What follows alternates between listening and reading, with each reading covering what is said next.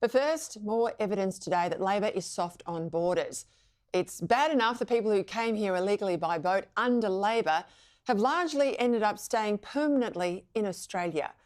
But it's even worse that they're now being rewarded by being allowed to bring in their extended family as well.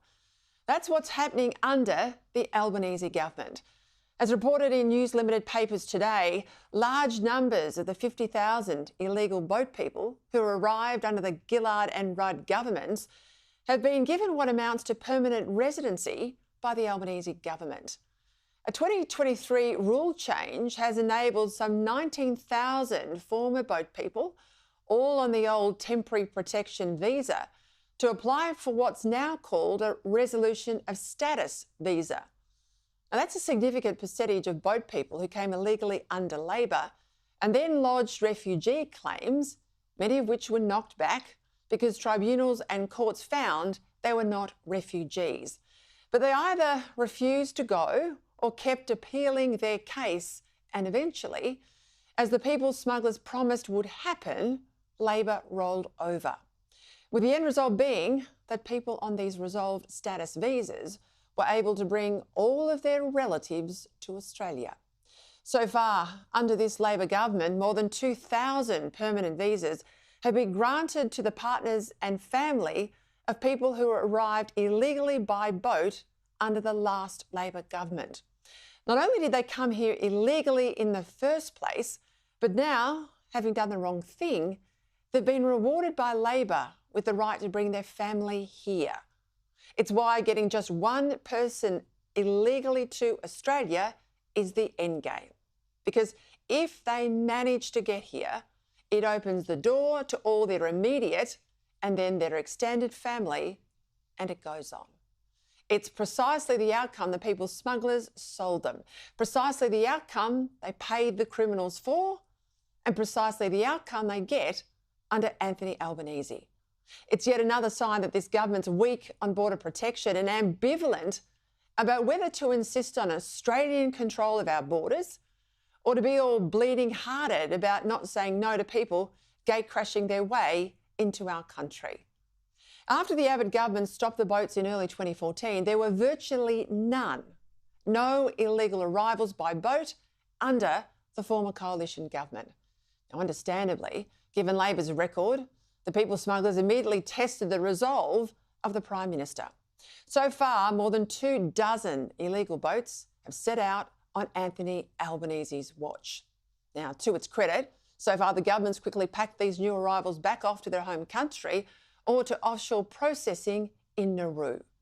But while it's been reasonably tough on the water, it's been totally soft towards people in Australia who've got no right to stay here. There was the disaster last year of the mass release of foreign criminals from immigration detention, many of whom who went on to commit new crimes, murderers, child sex offenders, men convicted of violent assault. Then there's the 3,000 tourist visas handed out to people from Gaza, the terrorist-controlled war zone, many without proper security checks, and the majority now who will never go back because they've been allowed by this Labor government to apply to stay here permanently. And now this news today. Today, opposition frontbencher James Paterson sounded the alarm bell. Do you think this might sort of turn on the green light for the people smugglers again, or is it just like a one-off historical issue? This is exactly what I'm worried about, Tom.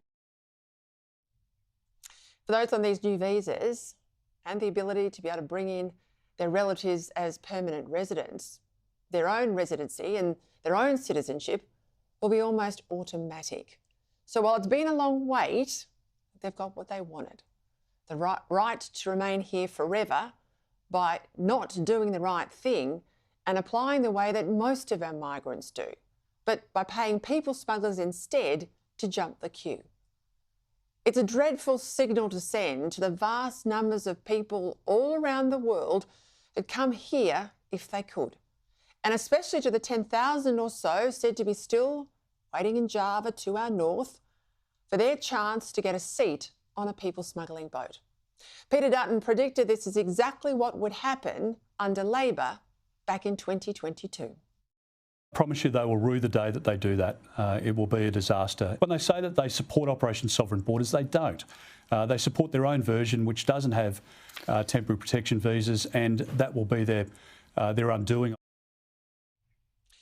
We need a government that commands respect, not one that could give in at any time and often does, in part because they don't actually believe in sovereign borders and the right of a country to say no, and partly because Labor thinks giving in will mean that these people will vote for them in the future.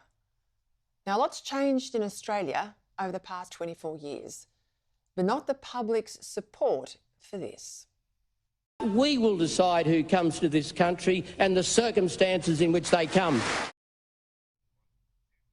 Not wrong, Mr. Howard. Yet another reason why we need an election sooner rather than later.